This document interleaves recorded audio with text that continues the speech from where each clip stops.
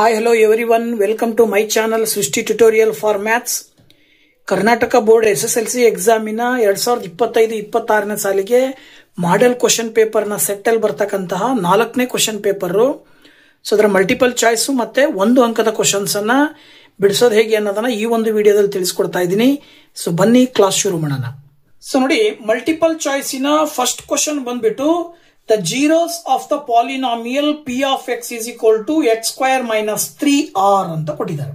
ಅಂದ್ರೆ ಈ ಒಂದು ಕ್ವಾಡ್ರಾಟಿಕ್ ಪಾಲಿನಾಮಿಯಲ್ ಇನ ಜೀರೋಸ್ ನ ಕಂಡುಹಿಡಿಯಿರಿ ಅಂತ.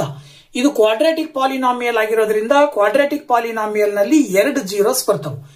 ಸೊ 2 ಜೀರೋಸ್ ಅನ್ನ ಫೈಂಡ್ ಔಟ್ ಮಾಡಬೇಕು ಅಂದ್ರೆ ಅವರು ಕೊಟ್ಟಿರುವಂತಹ ಪಾಲಿನಾಮಿಯಲ್ p ಆಫ್ x ಅನ್ನ ನಾವು ಈಕ್ವಲ್ ಟು 0 ಅಂತ ತಗೊಂಡ್ರಿ ಅಂತ ಹೇಳಿದ್ರೆ ನೋಡಿ, ಇಲ್ಲಿ ಏನಾಗತ್ತಪ್ಪ ಅಂತಂದ್ರೆ ಈಗ ಎಕ್ಸ್ ಸ್ಕ್ವಯರ್ ಮೈನಸ್ 3 ಈಕ್ವಲ್ ಇಂದ ಆ ಕಡೆ ಹೋದ್ರೆ +3 ಆಗುತ್ತೆ.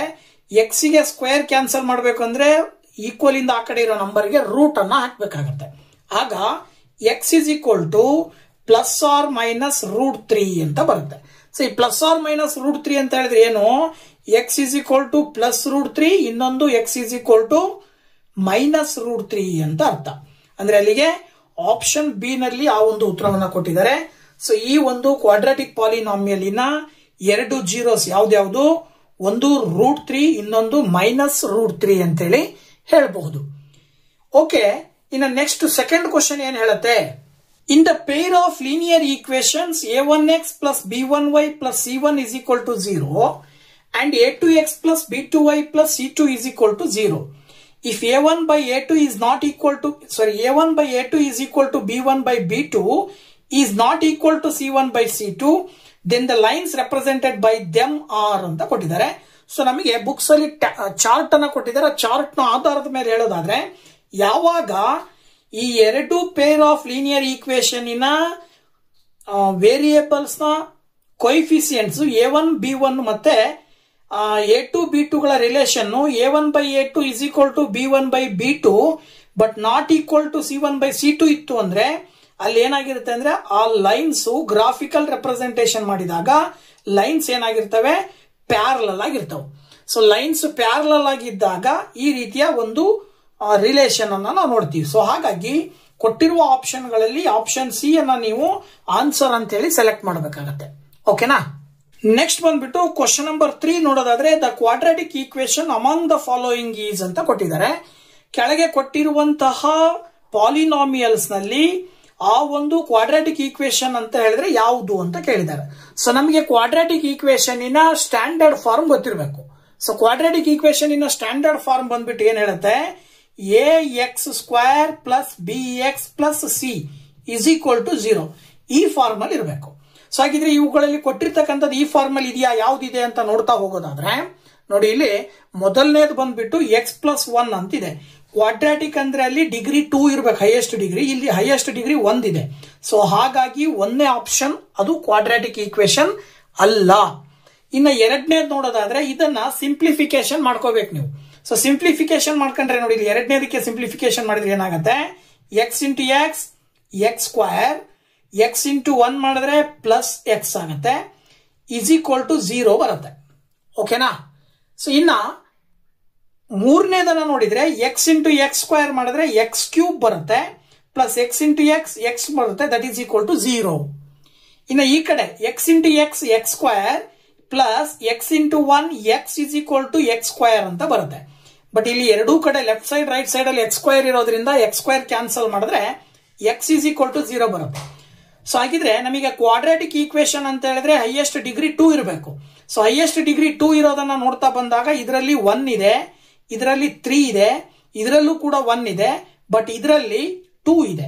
ಹಾಗಾಗಿ ನೀವು ಈ ಒಂದು ಕೊಟ್ಟಿರುವ ಎಲ್ಲಾ ಈಕ್ವೇಶನ್ ಗಳಲ್ಲಿ ಕ್ವಾಡ್ರಾಟಿಕ್ ಈಕ್ವೇಶನ್ ಯಾವ್ದು ಬರುತ್ತೆ ಅಂದ್ರೆ x ಆಫ್ x+1 ಅಂತ ಹೇಳಿ ನಾವು ಸುಲಭವಾಗಿ ಹೇಳಬಹುದು.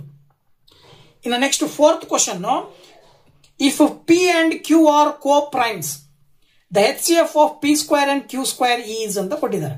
ನೋಡಿ, ಕೋ ಪ್ರೈಮ್ಸ್ ಆಗಿರೋದ್ರಿಂದ p² ಮತ್ತೆ q² ಅನ್ನ ನೀವು ತಗೊಂಡ್ರಿ ಅಂತ ಹೇಳಿದ್ರೆ ಅವರೇ ಹೇಳೋ ಪ್ರಕಾರ ಒಂದನ್ನ ಬಿಟ್ಟು ಬೇರೆ ಯಾವುದೇ ಸಂಖ್ಯೆಯಿಂದ ಭಾಗ ಆಗಲ್ಲ. ಒಂದು ಮತ್ತು ಅದೇ ಸಂಖ್ಯೆ ಬಿಟ್ಟರೆ ಬೇರೆ ಸಂಖ್ಯೆಯಿಂದ ಭಾಗ ಆಗಲ್ಲ. ಅಂದ್ರೆ p² ನ ಕೊಯಿಫಿಸಿಯೆಂಟ್ಸ್ ಅನ್ನ ನಾವು ನೋಡ್ತಾ ಹೋದ್ರೆ ಪಿ ಸ್ಕ್ವೇರ್ ನ ಫ್ಯಾಕ್ಟರ್ಸ್ ಅನ್ನ ಬರಿತಾ ಹೋದ್ರೆ 1 ಮತ್ತೆ ಪಿ. ಇನ್ನ ಕ್ಯೂ ಸ್ಕ್ವೇರ್ ನ ಫ್ಯಾಕ್ಟರ್ಸ್ ನ ಬರಿತಾ ಹೋದ್ರೆ 1 ಮತ್ತೆ ಕ್ಯೂ. ಸೊ ಪಿ ಸ್ಕ್ವೇರ್ ನ factor 1 and p, q square ನ ಫ್ಯಾಕ್ಟರ್ ಕೂಡ 1 ಅಂಡ್ ಕ್ಯೂ ಆದ್ಮೇಲೆ ಇವೆರಡರಲ್ಲೂ ಕಾಮನ್ ಆಗಿರೋ ಫ್ಯಾಕ್ಟರ್ ಯಾವುದು? 1. ಸೊ ದಟ್ ಆಪ್ಷನ್ ಬಿ ಅನ್ನ ನೀವು ಸೆಲೆಕ್ಟ್ ಮಾಡಬೇಕಾಗತ್ತೆ. HCF of p square and q square is 1 ಅಂತ ಹೇಳಿ ಹೇಳಬಹುದು. So next fifth question, ABCD is a parallelogram. ABCD okay, and P is point on BC. ಈ P ಅನ್ನೋದು BC ಯ ಮೇಲೆ ಒಂದು ಪಾಯಿಂಟ್. ಇಫ್ AB ಅಂಡ್ DP ನೋಡಿ ಯಾವ್ದಾವ್ದಂತೆ, AB ಅಂಡ್ DP ಇವೆರಡನ್ನ AB ಮತ್ತೆ DP ಅನ್ನ ಪ್ರೊಡ್ಯೂಸ್ ಮಾಡಿ ಎಲ್ ತನಕ, ಆಗ correct relation among the following is ಅಂತ ಕೊಟ್ಟಿದ್ದಾರೆ. ಸೊ ಆಗ ಇಲ್ಲಿ ರಿಲೇಷನ್ ಯಾವ್ದಿರುತ್ತೆ ಅಂತ ಈಗ ನಾವು ಇಲ್ಲೇ ಇದನ್ನೇ ಅಬ್ಸರ್ವ್ ಮಾಡಿದ್ರೆ, ಸಪೋಸ್ ಈ ಟ್ರಯಾಂಗಲ್ ಯಾವ್ದಾವ್ದು ಟ್ರಯಾಂಗಲ್ ಅಂತ ಹೇಳಿದ್ರೆ ಟ್ರಯಾಂಗಲ್ DCP ಮತ್ತೆ ಇನ್ನೊಂದು ಟ್ರಯಾಂಗಲ್ BPL ಅಂತ ಕನ್ಸಿಡರ್ ಮಾಡಿದ್ರೆ, ಟ್ರಯಾಂಗಲ್ BPL ಅಂತ ತಗೊಂಡ್ರೆ ಇಲ್ಲಿ ಆಕ್ಚುಲಿ ಏನಾಗಿರುತ್ತೆ ಅಂದ್ರೆ DP ಮತ್ತೆ CP ಎರಡು ಈಕ್ವಲ್ ಇರುತ್ತೆ. ಓಕೆನಾ? ಸೊ ಅದರ ಆಧಾರದ ಮೇಲೆ BL ಮತ್ತೆ ಇನ್ನೊಂದು ಯಾವುದು BL ಗೆ DC ಈಕ್ವಲ್ ಇರುತ್ತೆ ಅಂತ ತಗೊಂಡ್ರೆ ಈ ಆಂಗಲ್ ಈಕ್ವಲ್ ಇರುತ್ತೆ. ಸೊ ಹಾಗಾಗಿ ಇಲ್ಲಿ ನಾವು PC ಗೆ ಯಾವುದು PB ಅನ್ನ ನಾವು ಕರೆಸ್ಪಾಂಡಿಂಗ್ ಸೈಡ್ಸ್ ಅಂತ ಹೇಳ್ಬೋದು. ಇದರ ಆಧಾರದ ಮೇಲೆ ಇಲ್ಲಿ ಬರುವಂತ ಕರೆಸ್ಪಾಂಡಿಂಗ್ ಸೈಡ್ಸ್ ಅನ್ನ ಕನ್ಸಿಡರ್ ಮಾಡಿದ್ರೆ ಯಾವ್ದಾವ್ದು ಕರೆಸ್ಪಾಂಡಿಂಗ್ ಸೈಡ್ ಅನ್ನ ತಗೊಳ್ಬಹುದು ಅಂತ ಹೇಳಿದ್ರೆ, ನೋಡಿ ಇಲ್ಲಿ ಏನ್ ಮಾಡಬಹುದು ಅಂತ ಹೇಳಿದ್ರೆ, ಸಪೋಸ್ DP ಗೆ PL ಅಂತ ತಗೊಳ್ತೀರಿ ನೀವು. DP divided by PL is equal to ಇನ್ನೊಂದು ಯಾವ್ದು ತಗೊಳ್ಬಹುದು ನೀವು, DC ಡಿವೈಡೆಡ್ ಬೈ BL ಅಂತ ತಗೊಳ್ಬಹುದು. DC divided by BL. So ಇದನ್ನ ಕ್ರಾಸ್ ಮಲ್ಟಿಪ್ಲಿಕೇಶನ್ ಮಾಡಿ ಕೆಳಗಡೆ ಕೊಟ್ಟಿರುವ 4 ಆಪ್ಷನ್ ಗಳಿಗೆ ಸೆಟ್ ಆಗೋ ರೀತಿಯಲ್ಲಿ ಮಾಡಿದ್ವಿ ಅಂತ ಹೇಳಿದ್ರೆ DP into BL is equal to PL into DC ಮಾಡಿಕೊಂಡು ಅದನ್ನ ಮತ್ತೆ 1 ಮತ್ತೆ 2 ಚೇಂಜ್ ಮಾಡಿ ಬರೆದಾಗ ಏನಾಗುತ್ತೆ ಅಂತ ಹೇಳಿದ್ರೆ DP divided by BL is equal to DC divided by PL ಅಂತ ಬರುತ್ತೆ. ಹಾಗಾಗಿ ನಿಮಗೆ ಕೊಟ್ಟಿರುವ ಆಪ್ಷನ್ ಅಲ್ಲಿ ಆಪ್ಷನ್ ಬಿ ಅನ್ನ ನೀವು ಆನ್ಸರ್ ಅಂತ ಹೇಳಿ ಹೇಳಬೇಕಾಗತ್ತೆ. ಸೊ ನೆಕ್ಸ್ಟ್ 6th ಕ್ವಶನ್ ನೋಡಿ ಇಲ್ಲಿ, the lower limit of the model class in the given frequency distribution table is ಅಂತ ಕೊಟ್ಟಿದ್ದಾರೆ. ಈ ಕೊಟ್ಟಿರುವಂತ ಡಿಸ್ಟ್ರಿಬ್ಯೂಷನ್ ಟೇಬಲ್ ನಲ್ಲಿ ಮಾಡೆಲ್ ಕ್ಲಾಸ್ ಯಾವುದು ಮತ್ತೆ ಆ ಮಾಡೆಲ್ ಕ್ಲಾಸ್ ನಲ್ಲಿ ಬರುವ ಲೋಯರ್ ಲಿಮಿಟ್ ಯಾವುದು ಅಂತ ಕೇಳಿದ್ದಾರೆ. ಸೊ ಮಾಡೆಲ್ ಕ್ಲಾಸ್ ಅನ್ನ ಕಂಡುಹಿಡಿಬೇಕಾದಾಗ, ಮೋಡ್ ಅನ್ನ ಕಂಡುಹಿಡಿಬೇಕಾದಾಗ ಫ್ರೀಕ್ವೆನ್ಸಿಯನ್ನು ಅಬ್ಸರ್ವ್ ಮಾಡ್ತೀವಿ. ಫ್ರೀಕ್ವೆನ್ಸಿನಲ್ಲಿ ಹೈಯೆಸ್ಟ್ ಫ್ರೀಕ್ವೆನ್ಸಿ ಯಾವ್ದಿರುತ್ತೋ ಅದನ್ನ ಮಾಡೆಲ್ ಕ್ಲಾಸ್ ಅಂತ ಕನ್ಸಿಡರ್ ಮಾಡ್ತೀವಿ. ಸೊ 6, 4, 12, 3 ಇದೆ ಅಂತ ಹೇಳಿದ್ರೆ ಈ 4ರಲ್ಲಿ ಹೈಯೆಸ್ಟ್ ಫ್ರೀಕ್ವೆನ್ಸಿ ಯಾವುದು 12 ಇದೆ. ಸೊ 12 ಇದೆ ಅಂದ್ರೆ ಮಾಡೆಲ್ ಕ್ಲಾಸ್ ಬಂದ್ಬಿಟ್ಟು 30 to 40 ಬರುತ್ತೆ. ಸೊ ಈ 30 to 40 ನಲ್ಲಿ 30 ಅನ್ನ ಲೋಯರ್ ಲಿಮಿಟ್ ಅಂತ ಕರಿತೀವಿ, 40 ಅನ್ನ ಅಪ್ಪರ್ ಲಿಮಿಟ್ ಅಂತ ಕರಿತೀವಿ. ಸೊ ಹಾಗಾಗಿ ನಿಮಗೆ ಇಲ್ಲಿ ಕೇಳಿರೋದು ಲೋಯರ್ ಲಿಮಿಟ್ ಯಾವುದು ಅಂತ ಹೇಳಿ. So lower limit is 30. So option C is the right answer. ಇನ್ನು next question number 7, which of the following can be probability of an event ಅಂತ ಕೇಳಿದ್ದಾರೆ. ಕೆಳಗೆ ಕೊಟ್ಟಿರುವ ಆಪ್ಷನ್ ಗಳಲ್ಲಿ ಪ್ರಾಬಬಿಲಿಟಿ ಆಫ್ ಎನ್ ಈವೆಂಟ್ ಯಾವುದಾಗಿರುತ್ತೆ, ಯಾವುದನ್ನ ನಾವು ಪ್ರಾಬಬಿಲಿಟಿ ಆಫ್ ಎನ್ ಈವೆಂಟ್ ಅಂತ ಕರಿತೀವಿ. ಸೊ ನಮಗೆ ಪ್ರಾಬಬಿಲಿಟಿ ಆಫ್ ಎನ್ ಈವೆಂಟ್ ಏನಾಗಿರುತ್ತೆ ಅಂದ್ರೆ, ಪ್ರಾಬಬಿಲಿಟಿ ಯಾವಾಗ್ಲೂ ಕೂಡ ಲೆಸ್ ದ್ಯಾನ್ 1 ಗ್ರೇಟರ್ ದ್ಯಾನ್ 0 ಆಗಿರಬೇಕು. ಇದು condition. Probability of an event is always equal to is always less greater than 1 and less than 0 ಅಂತ ಹೇಳ್ತೀವಿ ನಾವು. ಗೊತ್ತಾಯ್ತಲ್ಲ? ಅಂದ್ರೆ ಅಲ್ಲಿಗೆ ಪ್ರಾಬಬಿಲಿಟಿ 1ಕ್ಕಿಂತ ಕಡಿಮೆ ಇರಬೇಕು, 0ಗಿಂತ ಜಾಸ್ತಿ ಇರಬೇಕು ಅಂತ ಹೇಳಿದ್ರೆ, ಈಗ 3/2 ನೀವು ಸಿಂಪ್ಲಿಫೈ ಮಾಡಿ ಅದನ್ನ ಡೆಸಿಮಲ್ ಫಾರ್ಮ್ ಅಲ್ಲಿ ಬರೆದ್ರೆ 1 ಪಾಯಿಂಟ್ ಸಮಥಿಂಗ್ ಬರುತ್ತೆ. ಸೊ 1 ಪಾಯಿಂಟ್ ಸಮಥಿಂಗ್ ಬರುತ್ತೆ ಅಂದ್ರೆ ಇದು 1ಕ್ಕಿಂತ ಜಾಸ್ತಿ ಆಯ್ತು. ಇನ್ನ -1.5 ಇದೆ ಅಂದ್ರೆ 0ಗಿಂತ ಕಡಿಮೆ ಆಯ್ತು. ಸೊ ನಮಗೆ 0ಗಿಂತ ಕಡಿಮೆನೂ ಇರಬಾರ್ದು, 1ಕ್ಕಿಂತ ಜಾಸ್ತಿನೂ ಇರಬಾರ್ದು.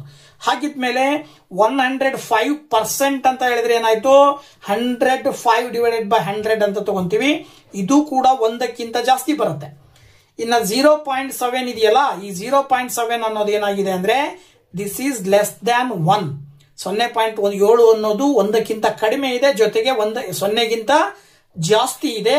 ಹಾಗಾಗಿ ಇಲ್ಲಿ ಕೊಟ್ಟಿರುವ ಕ್ವಶನ್ ನಲ್ಲಿ ಕೊಟ್ಟಿರುವ ಆಪ್ಷನ್ ಗಳಲ್ಲಿ ಪ್ರಾಬಬಿಲಿಟಿ ಆಫ್ ಅನ್ ಇವೆಂಟ್ ಯಾವುದಾಗತ್ತೆ, 0.7. So that option D is the right answer.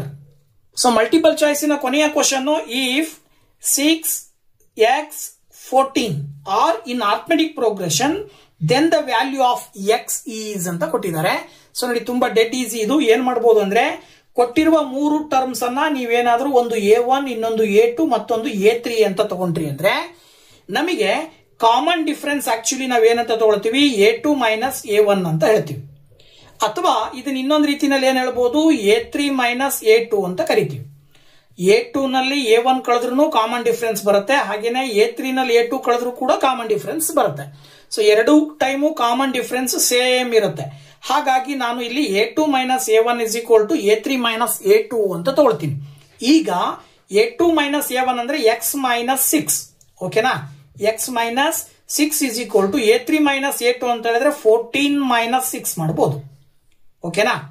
ಈಗ ಈ ಮೈನಸ್ 6 ಈ ಕಡೆ ತಗೊಂಬಂದ್ರೆ ಪ್ಲಸ್ ಮೈನಸ್ ಎಕ್ಸ್ ಅನ್ನ ಈ ಕಡೆ ತಗೊಂಬಂದ್ರೆ ಪ್ಲಸ್ ಎಕ್ಸ್ ಆಗುತ್ತೆ. ಇಲ್ಲಿ 14 ಇದೆ, ಮೈನಸ್ 6 ಆ ಕಡೆ ಹೋದ್ರೆ ಪ್ಲಸ್ 6 ಆಗುತ್ತೆ. ದೆನ್ ಎಕ್ಸ್ ಪ್ಲಸ್ ಎಕ್ಸ್ ಮಾಡಿದ್ರೆ 2x that is equal to 20, ಓಕೆನಾ? That is equal to 20. ಈಗ ನೀವು 2ರಿಂದ 20 ನ ಭಾಗಾಕಾರ ಮಾಡಿದ್ರೆ ಎಕ್ಸ್ ನ ಬೆಲೆ ಏನ್ ಬರುತ್ತೆ 10 ಬರುತ್ತೆ. ಸೊ ನಿಮಗಲ್ಲಿ ಎಕ್ಸ್ ನ ವ್ಯಾಲ್ಯೂ ಏನು ಅಂತ ಕೇಳಿದ್ದಾರೆ. So that the value of X is 10 ಅಂತ ಹೇಳಿ ಆಪ್ಷನ್ ಎ ನ ನೀವು ಸೆಲೆಕ್ಟ್ ಮಾಡಬೇಕಾಗತ್ತೆ, ಓಕೆನಾ? ನೆಕ್ಸ್ಟ್ 1 ಮಾರ್ಕ್ಸ್ ಕ್ವಶನ್ 8, ಅದರಲ್ಲಿ ಮೊದಲನೇದು 9ನೇ question. How many solutions do the pair of linear equations a1x plus b1y plus c1 is equal to 0 and a2x plus b2y plus c2 is equal to 0 have if the lines represented by them are intersecting ಅಂತ ಕೊಟ್ಟಿದ್ದಾವೆ.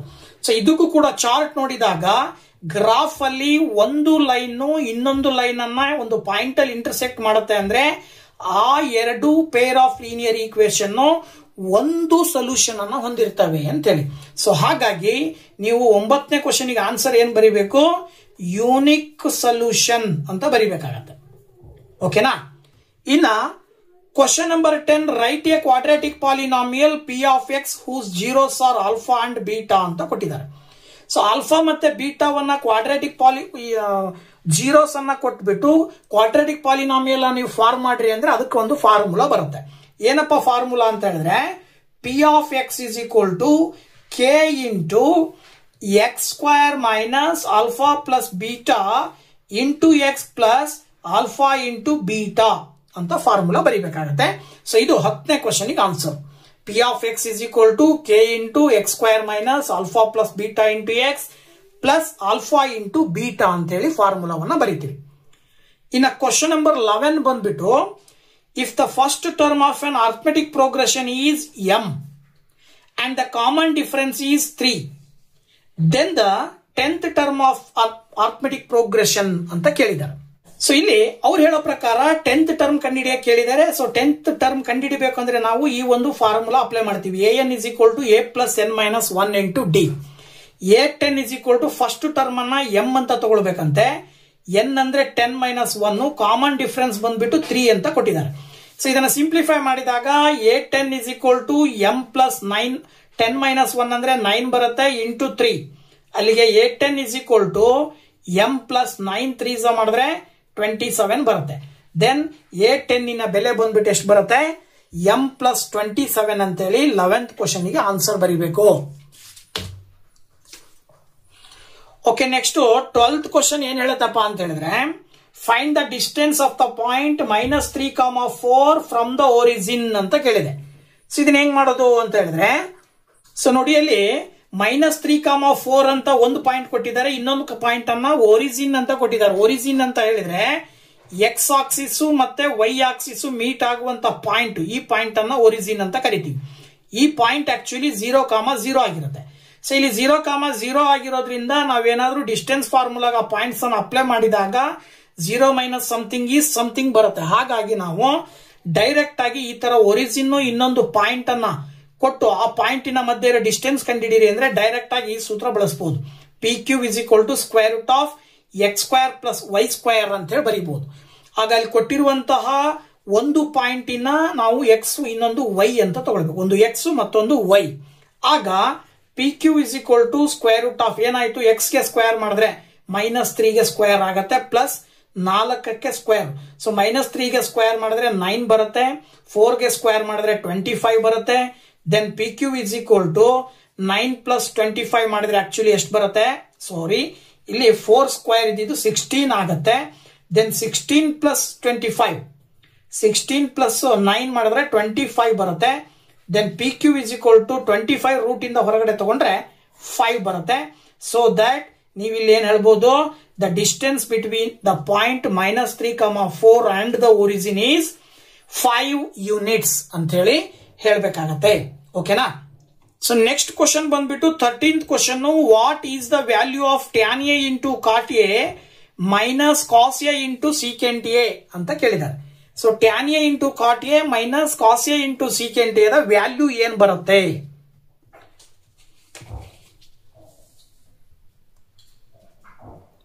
So ನಾವು ಅವ್ರು ಕೊಟ್ಟಿರುವಂತೆ tan A into cot A minus cos A into secant A ಅಂತ ತಗೊಂಡಾಗ ಇಲ್ಲಿ trigonometric ರೇಷಿಯೋದ reciprocals ಏನ್ ಹೇಳ್ತೇವೆ ಅಂದ್ರೆ tan A is equal to 1/cot A. Tan A into cot A ನ ನಾವು 1/ಟ್ಯಾನ್ ಎ ಅಂತ ಬರೀಬಹುದು. ಹಾಗೇನೆ cos A into secant A ನ 1/ಕಾಸ್ ಎ ಅಂತ ಬರೀಬಹುದು. ಅಲ್ಲಿಗೆ tan A cancel, cos A cancel, ಇದಿಷ್ಟರಲ್ಲಿ 1 ಇದೆ, ಮೈನಸ್ ಇದಿಷ್ಟರಲ್ಲಿ 1 ಇದೆ. Then 1 minus 1 is equal to 0 ಬರುತ್ತೆ. ಸೊ ದಟ್ 13th ಗೆ ಆನ್ಸರ್ ನೀವು tan A into cot A minus cos A into secant a value ಬಂದ್ಬಿಟ್ಟು 0 ಅಂತ ಹೇಳಿ ಬರೀಬೇಕು. ಓಕೆನಾ? ನೆಕ್ಸ್ಟ್ ಕ್ವಶನ್ 14th ಕ್ವಶನ್ ಏನ್ ಹೇಳುತ್ತೆ ಅಂತ ನೋಡೋದಾದ್ರೆ, find the volume of A cube of edge 6 centimetre ಅಂತ ಕೊಟ್ಟಿದ್ದಾರೆ. ಅಂದ್ರೆ ಕ್ಯೂಬಿನ ಪ್ರತಿ ಸೈಡ್ 6 ಸೆಂಟಿಮೀಟರ್ ಇದ್ರೆ ಅದರ ವಾಲ್ಯೂಮ್ ಕಂಡಿಡಿರಿ ಅಂತ ಹೇಳಿ. ಸೊ ವಾಲ್ಯೂಮ್ ಆಫ್ ಕ್ಯೂಬ್ ಅನ್ನ ನಾವು ಎ ಕ್ಯೂಬ್ ಅಂತ ಹೇಳ್ತೀವಿ ಫಾರ್ಮುಲಾದ ಪ್ರಕಾರ. ಅಲ್ಲಿಗೆ a cube is equal to ಏನಾಗುತ್ತೆ? ಪ್ರತಿ ಸೈಡ್ ಅನ್ನ 6 ಅಂತ ಕೊಟ್ಟಿರೋದ್ರಿಂದ 6 ಕ್ಯೂಬ್ ಅಂತ ಬರ್ಕೊಂಡಿವಿ. ಅಂದ್ರೆ ನೇರವಾಗಿ ನೀವು 6 ಕ್ಯೂಬ್ ಅಂತ ಹೇಳಿದ್ರೆ 6 ಇಂಟು 6 ಇಂಟು 6 ಬರುತ್ತೆ. ದಟ್ ಈಸ್ ಈಕ್ವಲ್ ಟು 216 ಅಂತ ಹೇಳಿ ನೇರವಾಗಿ ಆನ್ಸರ್ ಹೇಳ್ಬಹುದು. ಹಾಗೆ 15th ಕ್ವಶನ್ ಏನ್ ಹೇಳತ್ತಪ್ಪ ಅಂತ ಹೇಳಿದ್ರೆ, a vertical pole of length 6 meter casts a shadow 4 meter long on the ground, and at the same time a building casts a shadow 28 meter long. Find the height of the building ಅಂತ ಕೊಟ್ಟಿದ್ದಾರೆ. ಇಲ್ಲಿ ನಿಮಗೆ ಒಂದು vertical pole ಇದೆ, ಇನ್ನೊಂದು building ಇದೆ. Vertical ಪೋಲಿನ height ಅನ್ನ ಕೊಟ್ಟಿದ್ದಾರೆ, ಜೊತೆಗೆ ಅದರ ಶಾಡೋ ಕೂಡ ಕೊಟ್ಟಿದ್ದಾರೆ. ಅದೇ ಬಿಲ್ಡಿಂಗಿನ ಶಾಡೋ ಕೊಟ್ಟಿದ್ದಾರೆ, ನೀವು ಬಿಲ್ಡಿಂಗಿನ ಹೈಟ್ ಕಂಡುಹಿಡಿಬೇಕು. ಇಲ್ಲಿ ಇರ್ತಕ್ಕಂಥ ರೇಷಿಯೋಸ್ ಅನ್ನ ನಾವು ವರ್ಟಿಕಲ್ ಪೋಲಿನ ಹೈಟು ಮತ್ತೆ ಶಾಡೋನ ಒಂದ್ ಕಡೆ ಬರ್ಕೊಂಡು, ಹಾಗೆ ಬಿಲ್ಡಿಂಗಿನ ಹೈಟು ಮತ್ತೆ ಬಿಲ್ಡಿಂಗಿನ ಶಾಡೋವನ್ನ ಒಂದ್ ಕಡೆ ಬರ್ಕೊಂಡು ಸಿಂಪ್ಲಿಫೈ ಮಾಡಬೇಕಾಗತ್ತೆ. ಹೇಗೆ ಅಂತಂದ್ರೆ,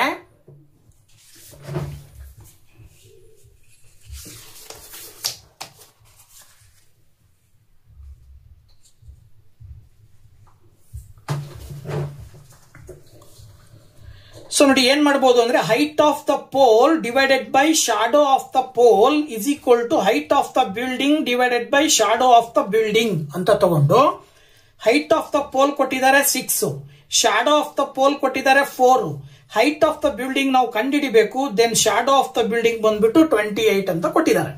ಸೊ ಕ್ರಾಸ್ ಮಲ್ಟಿಪ್ಲಿಕೇಶನ್ ಮಾಡಿದಾಗ 4 into height of the building is equal to 6 into 28 ಆಗುತ್ತೆ. Then height of the building ಬೇಕು ಅಂತ ಹೇಳಿದ್ರೆ ಈ ಒಂದು 4 ಅನ್ನ ಈ ಕಡೆ ತಗೊಂಡ್ ಬಂದ್ರೆ ಡಿವೈಡೆಡ್ ಬೈ 4 ಆಗುತ್ತೆ. ಆಗ 4 1s 4, 6 4 7s, ಓಕೆನಾ? 4 7s ಮಾಡಿದ್ರೆ 28 ಬರುತ್ತೆ. Next height of the building is equal to 6 into 7 multiply ಮಾಡಿದ್ರೆ 42 ಮೀಟರ್ ಬರುತ್ತೆ. ಅಂದ್ರೆ 42 ಮೀಟರ್ ಹೈಟ್ ಅನ್ನು ಹೊಂದಿರುವ ಬಿಲ್ಡಿಂಗಿನ ಶಾಡೋ 28 ಮೀಟರ್ ಇರುತ್ತೆ ಅಂತ ಅರ್ಥ. ಓಕೆನಾ? ನೆಕ್ಸ್ಟ್ ಒಂದು ಅಂಕದ ಕೊನೆಯ ಕ್ವಶನ್ ಬಂದ್ಬಿಟ್ಟು, find the surface area of A spare of radius 7 centimetre ಅಂತ ಕೊಟ್ಟಿದ್ದಾರೆ. ಈಗ ನೀವು ಸ್ಪೇರ್ ನ ಸರ್ಫೇಸ್ ಏರಿಯಾ ಕಂಡುಹಿಡಿಬೇಕು. ಅದರದ್ದು ರೇಡಿಯಸ್ ಬಂದ್ಬಿಟ್ಟು 7 ಸೆಂಟಿಮೀಟರ್ ಇದೆ. ಸೊ ಸ್ಪೇರ್ ನ ರೇಡಿಯಸ್ ಕಂಡುಹಿಡಿಯಲಿಕ್ಕೆ A is equal to 4 πr² ಅನ್ನುವಂತಹ ಫಾರ್ಮುಲಾವನ್ನ ಬಳಸ್ತೀವಿ. ಅಲ್ಲಿಗೆ 4πr² ಗೆ ವ್ಯಾಲ್ಯೂ ಸಬ್ಸ್ಟಿಟ್ಯೂಟ್ ಮಾಡಬೇಕು. 4 × 22/7 ರೇಡಿಯಸ್ ಅವ್ರು ಕೊಟ್ಟಿದ್ದಾರೆ 7 ಅಂತೇಳಿ. ಸೋ ದಟ್ 7 × 7 ಸ್ಕ್ವೇರ್ ಇರೋದ್ರಿಂದ ನಾನು 7 ಅನ್ನ 2 ಸರಿ ಬರ್ಕೊಂಡಿದ್ದೀನಿ. ಈಗ 7 7 ಕ್ಯಾನ್ಸಲ್ ಆಗತ್ತೆ. ದೆನ್ 4 × 22 × 7 ಇದು ಏರಿಯಾ ಆಗಿರುತ್ತೆ. ಸೊ 4 × 22 × 7 ಮಲ್ಟಿಪ್ಲೈ ಮಾಡಿದ್ರೆ ಏನ್ ಬರುತ್ತಪ್ಪ ಅಂತ ಹೇಳಿದ್ರೆ 616 ಸ್ಕ್ವೇರ್ ಸೆಂಟಿಮೀಟರ್ ಬರುತ್ತೆ. ಇದು ಏರಿಯಾ ಕೇಳಿರೋದ್ರಿಂದ area of the sphere is 616 square centimetre ಅಂತ ಹೇಳಿ ನೀವು ಆನ್ಸರ್ ಬರೀಬೇಕಾಗತ್ತೆ. ಓಕೆ, ಪೇಪರ್ 4 ನಲ್ಲಿ ಬರುವಂತಹ ಇಂಗ್ಲಿಷ್ ಮೀಡಿಯಂನ ಮಾಡೆಲ್ ಕ್ವಶನ್ ಪೇಪರ್ ನಲ್ಲಿ ಬರುವ ಮಲ್ಟಿಪಲ್ ಚಾಯ್ಸ್ ಮತ್ತೆ 1 ಅಂಕದ ಕ್ವಶನ್ಸ್ ಅನ್ನ ಇವತ್ತಿನ ದಿನ ನಿಮ್ ಜೊತೆ ಡಿಸ್ಕಷನ್ ಮಾಡಿದೀನಿ. 2 ಮಾರ್ಕ್ಸ್ ಕ್ವಶನ್ ನೆಕ್ಸ್ಟ್ ವಿಡಿಯೋದಲ್ಲಿ ನಿಮ್ ಜೊತೆ ಹಂಚ್ಕೊಳ್ತೀನಿ ಅಂತ ಹೇಳ್ತಾ ಇಷ್ಟೋ ತನಕ ವಿಡಿಯೋ ನೋಡಿದಕ್ಕೆ ತಮ್ಮೆಲ್ಲರಿಗೂ ಕೂಡ ಥ್ಯಾಂಕ್ಸ್. ಬಾಯ್ ಬಾಯ್.